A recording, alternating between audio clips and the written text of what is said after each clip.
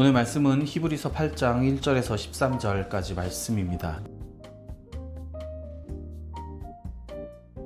지금까지 이제 레위 계통의 제사장들과 비교되는 예수 그리스도의 어떤 제사장 직분에 관하여 그것이 얼마나 우월한지 이런 이야기들을 나눴습니다. 특별히 이제 멜기세덱의 이야기를 통해서 예수님이 하나님의 맹세에 근거한 대제사장임을, 영원한 대제사장임을 논증을 했는데요. 율법에 근거한 제사장들과 하나님의 맹세에 근거한 그리스도의 어떤 직분의 차이가 있었고, 율법에 근거한 레위계파 제사장들은 유한한 생명이었고 사람이었으니까 반복적이고 아주 일시적인 사명을 감당하는 것에 반해서 예수님은 영원한 사명을 감당하셨다, 이런 이야기들이었고, 레위 계파의 제사장들은 약점과 불완전한 사역들이 있었는데 예수님의 사역은 온전한 사역이었다 라는 내용들이 등장하게 됩니다. 그래서 오늘은 예수님도 대제사장으로서 드리는 제물, 그것이 자기 자신이기도 하고요, 예수님이 드리는 성전에 대한 완전성, 그리고 첫 언약이 어떤 흠이 있는지, 그리고 그 흠에 대해서 새 언약에 대한 약속들에 대한 이야기까지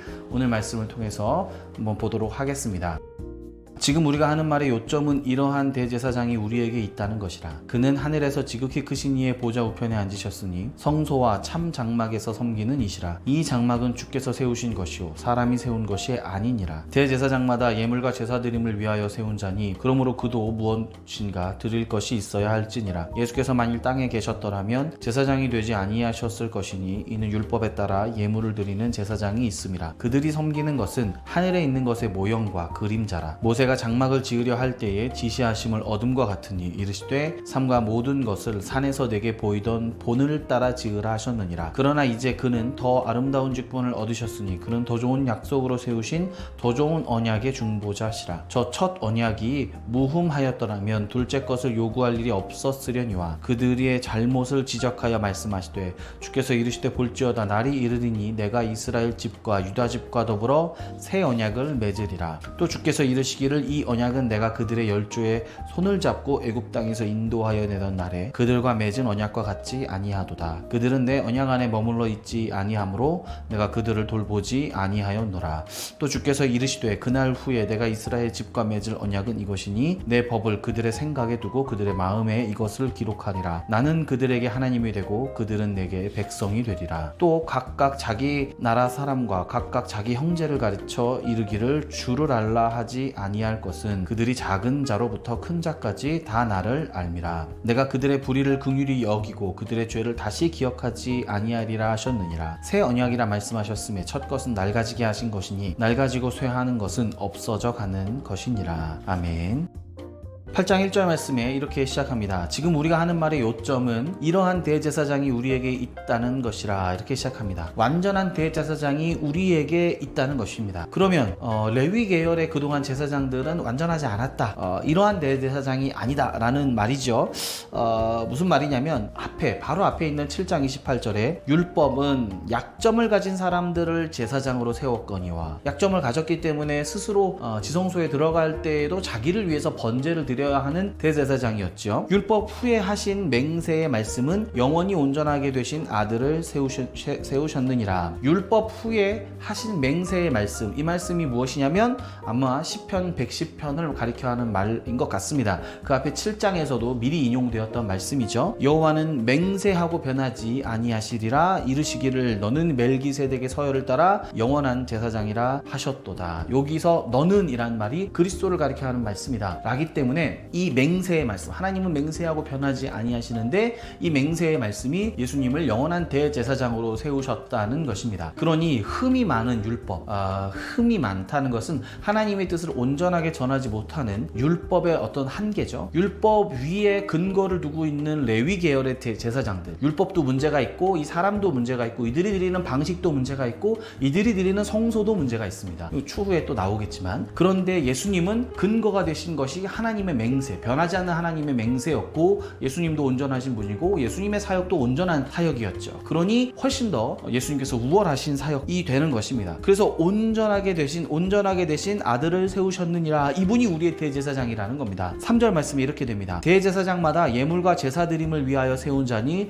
그러므로 그도 무엇인가 드릴 것이 있어야 할지니라. 대제사장의 역할이 무엇입니까? 예물과 제사를 드리는 역할입니다. 그런데 예수님이 우리의 대제사장 되어주셨는데, 영원한 대제사장 되어주셨는데 예수님이 드리는 예물은 무엇일까요? 여기 그냥 즉답은 피하는데 7장이나 9장에 이 8장 앞뒤로 이제 나오는 말씀이 그리스도가 자기 자신을 드린다는 겁니다. 7장 27절에는 이는 그가 단번에 자기를 드려 이루셨습니다 이렇게 말하고, 9장에서는 흠없는 자기를 하나님께 드린 그리스도의 피가 이렇게 나옵니다. 예수님이 드리는 예물이라고 하는 것은 짐승이 아니었고 스스로 자기 자신을 드려 하나님 앞에 서게 되신 놀라운 일들을 설명하고 있는 것입니다.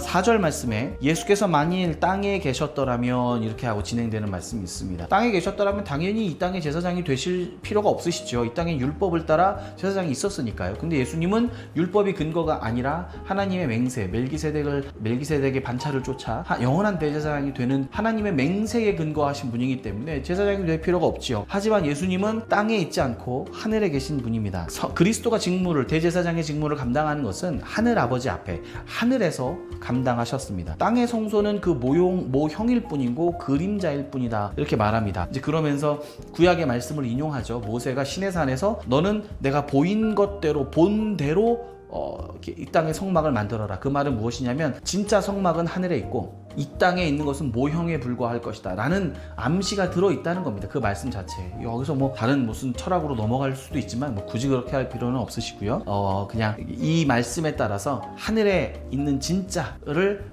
카피해 온 것이 카피본일 뿐이다 라는 내용입니다. 하늘이 진짜고 그래서 더 좋은 언약의 중보자가 되신 것이 예수님이십니다. 7절 8절 말씀에 저 첫 언약이 무흠하였더라면 둘째 것을 요구할 일이 없었으려니와. 8절에 주께서 이르시되 볼지어다 날이 이르리니 내가 이스라엘 집과 유다 집과 더불어 새 언약을 맺으리라 이렇게 말씀합니다. 이 말씀은 아주 유명한 말씀인데 예레미야 31장 말씀을 인용한 말씀입니다. 굉장히 직접적으로 거의 다 갖고 온 말씀인데요. 새 언약을 맺으리라 예레미야 31장 이 말씀이 정말로 유명합니다. 뭐 오늘 본문에서 나오진 않지만 이 말씀을 하시는 그 순간에 사실 우리는 9장을 넘어가기 전에 새 언약에 대해서 한번 이렇게 유대인들이었다면 마땅히 상기했을 말씀들을 한번 떠올려 보는 것도 필요할 것 같습니다.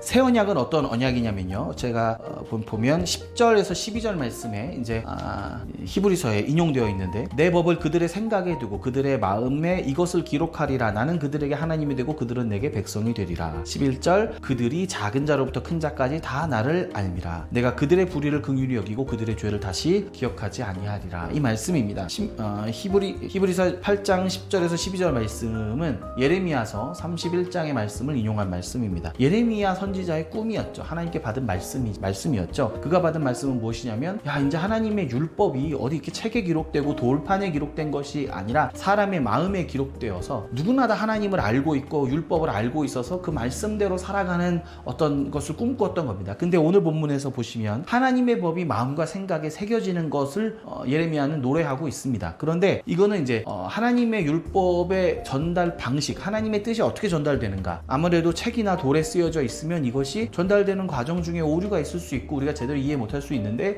마음 안에 새겨지면 오해의 가능성이 없지요. 완전히 이해할 수 있지요. 하지만 우리가 이해했다고 하나님 말씀대로 살 수 있는가? 그래서 이 말씀은 조금 더 생각해 보아야 될 것이 이 예레미야가 마음의 할례에 대한 이야기가 예레미야서에 종종 드러납니다. 마음의 할례에 대한 이야기들이 드러나면서 예레미야 31장에서는 새 언약이 있을 것인데 새 언약은 마음에 하나님의 율법이 새겨지는 것이다 라고 이야기를 합니다. 그리고 이 마음의 할례라는 말은 신명기의 30장에 나오는 말씀인데요. 신명기 30장에 이런 말씀이 나옵니다. 이 신명기 30장의 내용은 이스라엘 백성이 너희가 만약에 하나님의 말씀을 듣지 않고 순종하지 않아서 너희가 가나안 땅에서 쫓겨나고 포로 생활을 할 때에 너희가 하나님의 말씀을 기억하고 돌아와서 회개하고 하나님께 돌아오면 하나님께서 이런 일을 해주신 거라고 약속하는 말씀입니다. 그러니까 사실 신명기에 쓰여져 있지만 언약이죠. 약속에 대한 이야기가 들어있는 게 신명기 30장 말씀입니다. 1세기 유대인들은 이 말씀을 굉장히 중요하게 생각했을 것입니다. 이렇게 되어 있습니다. 6절에 내 하나님 여호와께서 내 마음과 내 자손의 마음의 할례를 베푸사 너로 마음을 다하며 뜻을 다하여 내 하나님 여호와를 사랑하게 하사 너로 생명을 얻게 하실 것이며 이렇게 표현되어 있습니다. 너가 만약에 포로 생활하고 회개 가운데 돌아와서 하나님 앞에 나아오면 하나님께서 너와 너의 자손의 마음에 직접 할례를 베푸실 것이다. 그래서 너가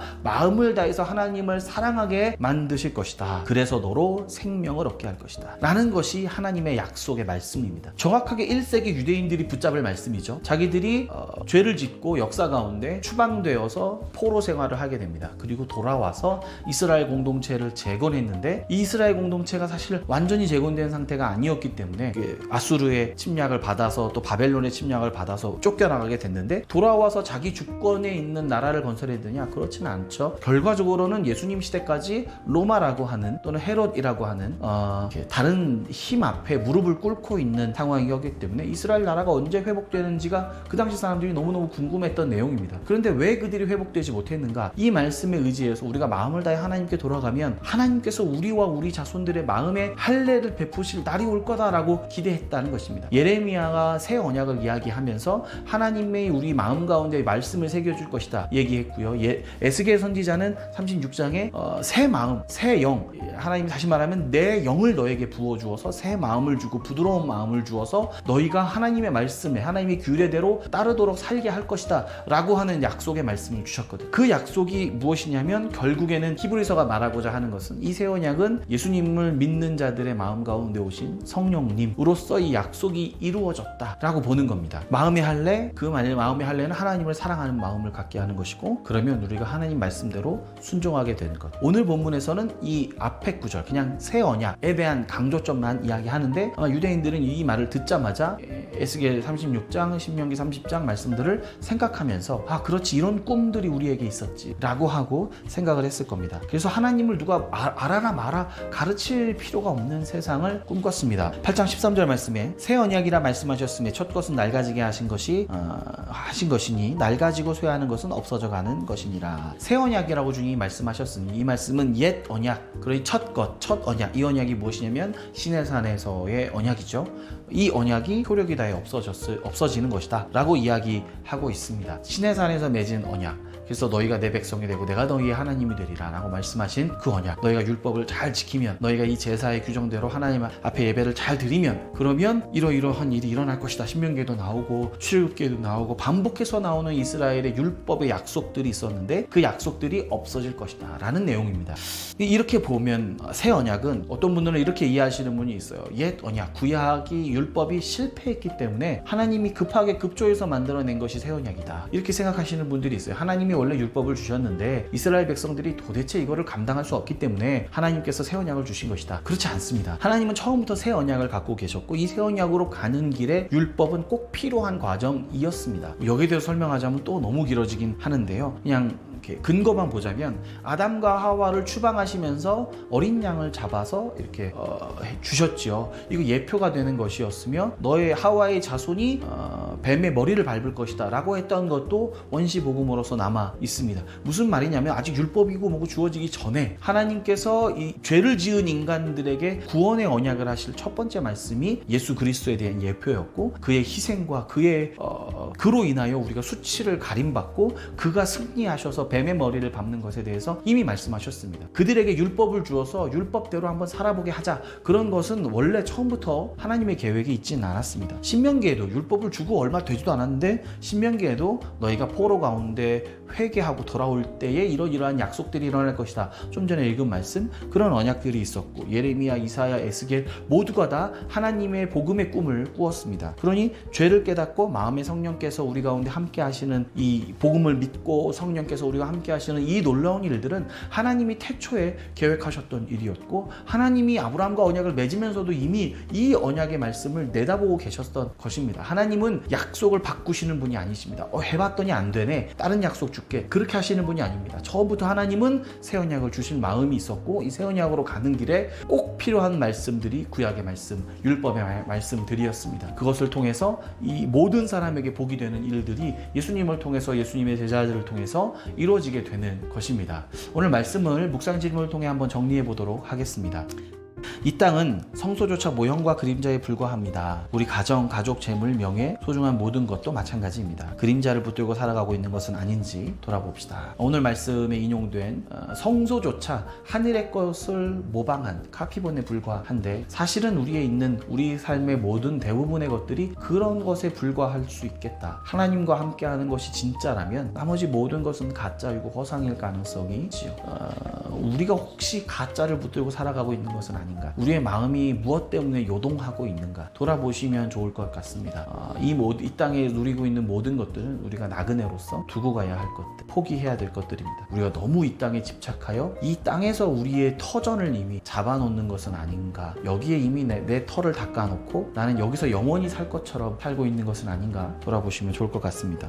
새 언약은 각자의 마음에 하나님께서 임하시는 것입니다. 내 마음에 오신 이 주님을 알고 있습니까? 라고 질문해 보았습니다. 새 언약은 방금 말씀드린 대로 예수님을 믿고 구원을 받은 자들의 마음 가운데 오신 성령님, 이 성령님이 사실은 구약의 모든 예언자들의 꿈이었고 사실 모세도 꿈꾸고 예레미야도 꿈꾸고 많은 사람들이 꿈꿨던 내용들입니다. 이 마음에 오신 예수님을 우리는 알고 있습니까? 우리가 누리고 있습니까? 우리가 죄 가운데 있을 때 책망하시며 우리에게 복음을 전할 마음을 주시고 새롭게 하시는 마음을 주시는 분이 우리 주님이십니다. 이 주님과 동행하는 우리 나라가 되시기를 축복합니다. 우리 같이 기도하겠습니다. 우리의 마음 가운데 계신 하나님, 우리의 마음을 고쳐주셔서 주님을 사랑하고 주님의 말씀에 순종하는 사람 되게 하소서. 이 땅의 그림자를 붙들지 않고 주님을 사랑하며 살게 하소서. 예수님의 이름으로 기도합니다. 아멘.